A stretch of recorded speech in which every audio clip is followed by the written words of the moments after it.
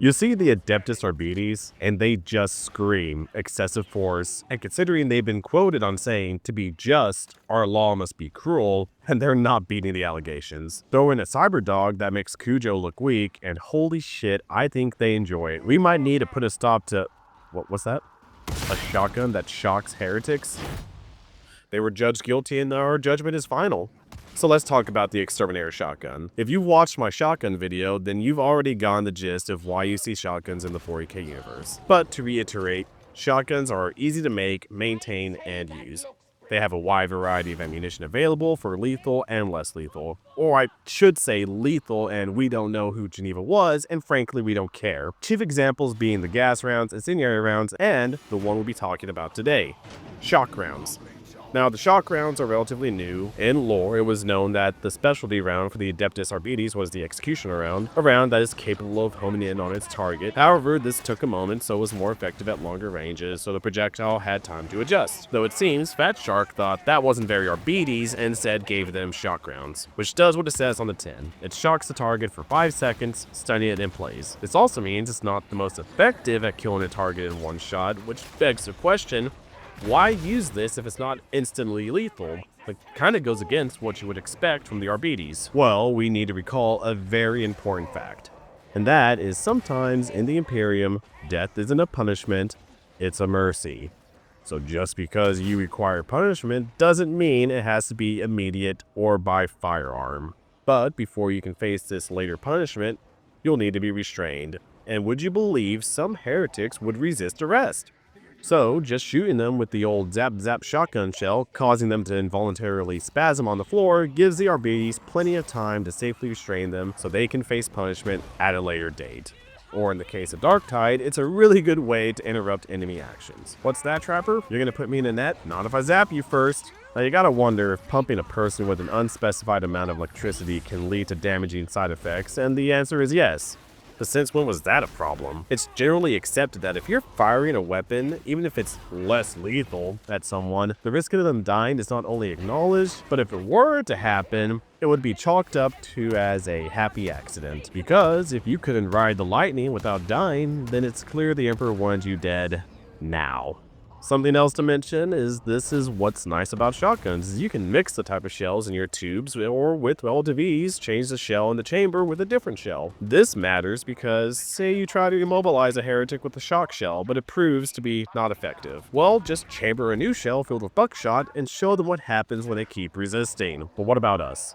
Do we have any shotguns that shoot electricity for law enforcement? That seems so ridiculous that you would be hard-pressed to... We know the answer. It's yes. There's a shotgun that shoots electricity. This is the Taser X12. Taser collaborated with Mossberg to create this as a means to give law enforcement a long-range option for less lethal electrical devices, which is needed as the stun gun requires point-blank contact, which is only really viable if you have multiple people preventing this guy from swinging on you as you zap him. The tasers are better, but at best they have a maximum range of 35 feet, at worst, a maximum range of 15 feet. The problem comes with how tasers operate. Note, I'm only referring to the X26 model and older, as these were available at the time when the X12 was made. When you fire a taser, 2 prongs launch out of the cartridge with the top prong going straight and the bottom prong going down at a slight angle. 12 degrees for close quarter cartridges and 3.5 degrees for standoff cartridges. Keep in mind, you need at least 4 inches of separation upon hitting the target for the circuit to complete, putting you at about 2 feet and 6 feet minimum distance respectively. For incapacitation, you need to have a minimum of 9 inches of spread with the recommended spread of 12 inches, putting your distance for close quarters at about 4 or 5 feet and standoff 13 to 17 feet. That's because the larger spread you get, the more of the target's body is hit with the electrical pulses, the more likely they are to be incapacitated. Already, this is getting too complicated. You now have to keep in mind what cartridge you have equipped, be a good judge of distance from your target to get best results. That's assuming your target isn't moving, isn't wearing thick clothes that could prevent the prongs from piercing the skin, or you don't have one of the prongs miss, failing to complete the circuit. Plus, you only have 1 shot before you need to reload. And if you try to reload before you turn the safety on, you shock yourself. Meaning if any of those things happen, you now have to secure your taser because you don't want the other guy to get his hands on it while you grab a different weapon to gain compliance. Don't get me wrong, when it works, it works. But if it's ineffective and you're by yourself, shit gets real fast. Especially if the guy you just tried tasing is built like Rob Zombie's Michael Myers. And I can say that with personal experience. It wasn't fun. Which brings us back to the X12. Why worry about distance and missing if you have a platform that can reach out and touch someone from 100 feet? And if it doesn't work or you miss, you have ample time to either switch to a different weapon or rack another round and try again. It accomplishes this by having the shell carry a battery that follows the prongs, preventing the need of wires. Sure, the prongs don't spread out, so it's a more localized charge, but again, if the first shot doesn't work, you can just rack another shell and try again until you run out or the perp calls it quits. However, there are some clear drawbacks.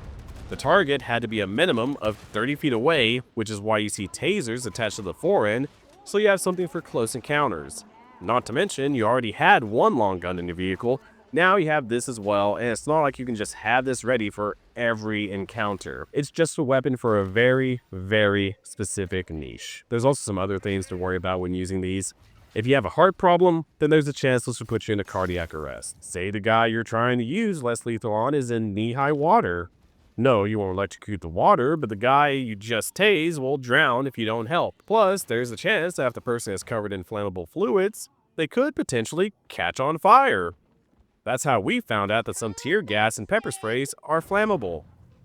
This has happened multiple times. Now, while the last 3 issues are bad to us, the RBDs no doubt see this as a bonus.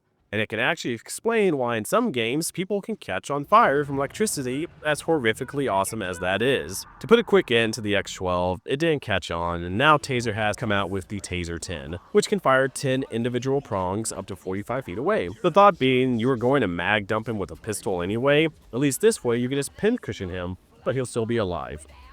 Probably.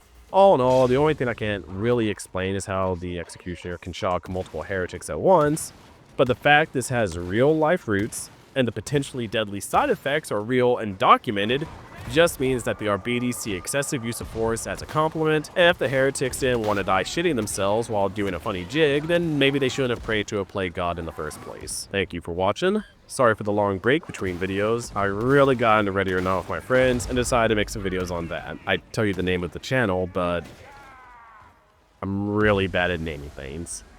Anywho, like and sub as always, and I'll see you next time out in the warp.